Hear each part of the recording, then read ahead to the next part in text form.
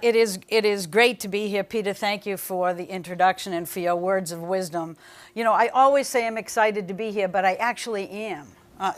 Generally, I'm excited to not be in Washington, but now I'm excited to actually be here for a couple of reasons. One is I just want to thank Americares for all of the tremendous work that you do.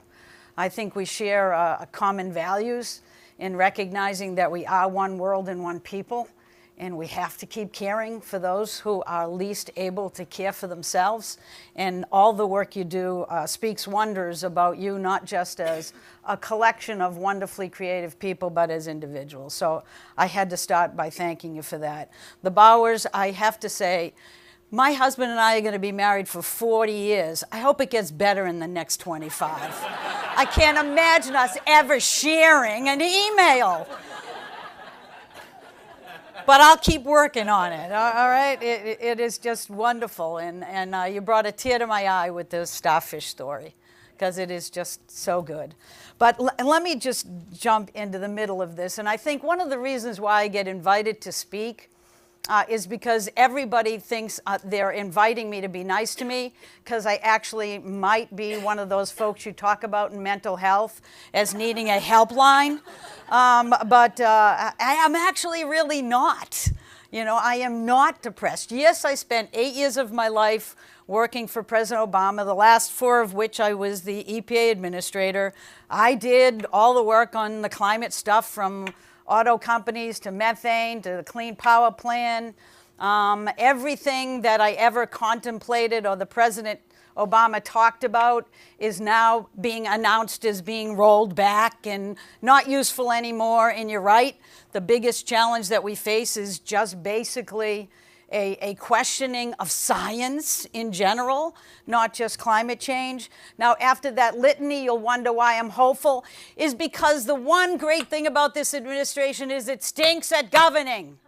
It can't figure out how to roll those things back, and I ain't telling them. So they make lots of announcements, they just don't get them right. So get over it. You know, my husband, every morning I wake up and all I do is hear my husband going, get it. He's watching MSNBC. And he's like, oh, Gina, look at the tweet. I said, Ken, I love you dearly, just shut up. Turn the TV off. If I'm not depressed, you ain't got no right to be depressed. And I'm not going to do that. I am Irish. Do you actually think I'm going to give up? I've been working on these issues for 40 goddamn years, and they ain't going to bring me down. And that's the point. You know, my mother always told me nothing good ever comes easy. Well, no kidding. And I don't usually say no kidding, but I'm in mixed company. Look it. You and I know that there's no question about the science.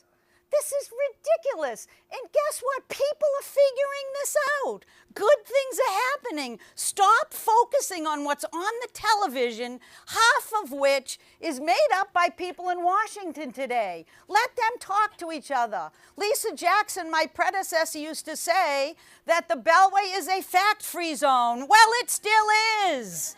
So stop it and look at the real world and look at what's happening today.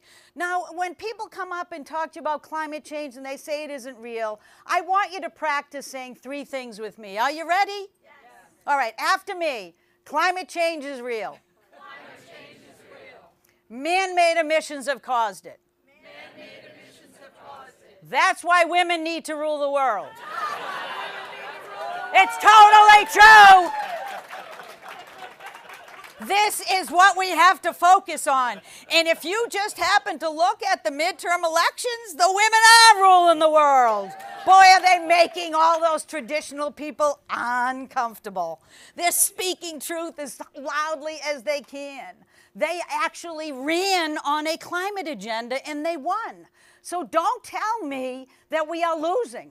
We are not losing. We'll only lose if we lose hope. We'll only lose if we fail to listen to our own inner self telling us that we're better than this.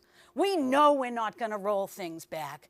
I worked for 6 governors prior to working for President Obama. 5 of them were Republicans. None of them told me that I should make sure to deliver contaminated water to their house. None of them told me that they wanted their grandchildren to breathe dirty air. This is not a partisan issue. This is about pollution. And climate change is nothing but carbon pollution. And we have to treat it just like we did in the first Earth Day 49 years ago and recognize that the federal government doesn't call the shots. It's you and I in every community, in our homes, in our schools, in our states, in our regions. That's where the action happens. That's when the federal government finally listens 20 years later. Well, we don't have 20 years and we're not acting like we do. We are seeing 300 or more mayors in this country saying, I am abiding by the Paris Agreement, and they're developing plans to get it done.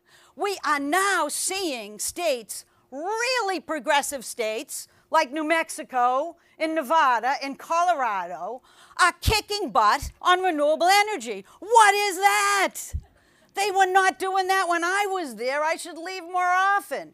It's because they have new leadership, and you know what? If you look at the election this year, you'll see that every Democrat running is running to outcompete one another on climate. Guess why? They look at polls. And what are those polls telling them? They're telling them that people care about climate change. They're telling them that they're afraid. They're telling them that it's not just about the wildfires in California that knocked the socks out of most people in this country, because for the first time I can remember, people were wearing masks when I was walking down the street in San Francisco. That is not acceptable in this country. We will not tolerate it. And people are afraid because finally you have the bread basket, and that basket's floating because it's underwater. And we can't actually think that the Army Corps is going to come around to us and fix all those levees, and we're going to keep thinking we can beat back Mother Nature. Well, Mother Nature is a woman, and she ain't giving up either. So this is what we have to reconcile ourselves. They're reading the polls. They're seeing that people want action. They're seeing that President Obama was right when he said this is the first generation to feel the impacts of climate change and the very last to do something about it. And people are demanding action. And we will get action at the federal level. We will lose time at the federal level, but what that's done is wake up everybody else. Everybody's saying, oh, now we don't have President Obama there to do all those rules. Well, you gotta be doing it yourself. And these things are happening. It's exciting.